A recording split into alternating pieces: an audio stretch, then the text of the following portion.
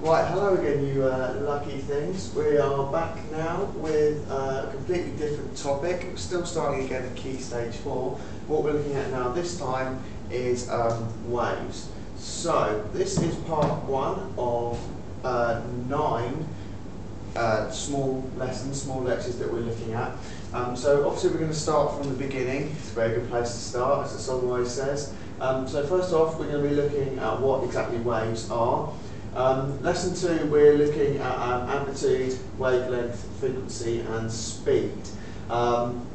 These are 4 terms that we will come across. As I said, in lesson 2 we will actually be going into more depth exactly what they mean. Then we'll be looking at sound and ultrasound, seismic waves, the electromagnetic spectrum, and then we're actually going to go into the properties of how waves actually react within certain circumstances. So we're going to look at reflection and refraction, dispersion and something called total internal reflection, diffraction, and then at the end we're just actually going to look at the uses of waves, how they're used in the modern day, how they have been used in the past. So on that note, let's have a start then. So the definition of what waves are. Waves are vibrations that transfer energy from one place to another place without any matter actually being transferred. So what does that mean? Basically it means that, as it says, nothing itself is actually being moved, but the vibration itself is what's travelling from one position to another. Now, depending on the types of wave, actually depends on actually how they interact as well. So some waves need something which is called a medium, of which they need to travel through. So that medium could be a liquid, it could be a gas, it could be a solid. So, I mean, sound and seismic waves must have a medium to go through because they work on a vibration.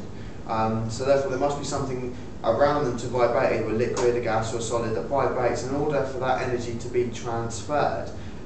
Whereas light and other parts of the electromagnetic spectrum, they don't actually need a medium to go through because they travel, as the name suggests, as part of an electric or a magnetic field. If you don't quite get that, don't worry about it, we will get to that. It is a little bit of a tricky thing to get your head around first to begin with. So there are 2 main types of waves, and what we're going to do, we're going to start off with our first one. Our first type of waves is something called transverse waves. Now this little picture here is exactly how transverse waves work. So imagine you've got a little bit of, well, basically this is just basically a little bit of string. You've got one person holding the string and the other, and you holding that, and you're just moving up and down. So this is like water, light, or most electromagnetic waves work like this. And the S waves, which is one of the 2 types of seismic waves that we had, which we will go into more detail in the seismic wave lecture. This is how they work as well. Now the vibration is at 90 degrees to the actual direction of the movement. So again, don't forget that actually the wave itself is not actually moving. All it's doing is carrying this vibration energy. So our movement is up and down. Our movement's not actually going anywhere. But as the vibration is going through the wave itself isn't actually moving, but our 90-degree vibration is travelling along our wave in the direction of the wave. So if you've ever seen the sports, we know most sporting events, generally it started at football, but obviously this is a really sort of hobbled together picture that I've put together of a Mexican wave. And this is exactly how it works, is that our vibration, again, is basically these people are just standing up and standing back down again, so themselves are not actually moving, but the vibration itself is travelling along is travelling along between them. So therefore, again, our movement is at 90 degrees, our vibration, sorry, is at 90 degrees to the actual movement. Okay?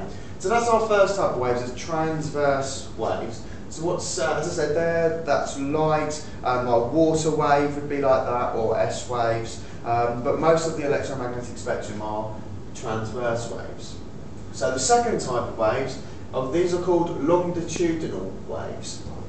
Now, these are like sound waves and the other type of seismic wave, which are P waves.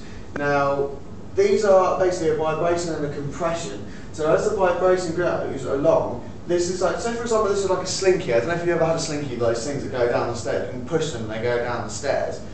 So all you're doing is you're compressing something and then it's pulling back, and that compression is travelling along. So therefore, longitudinal waves all of them must have a medium to travel through.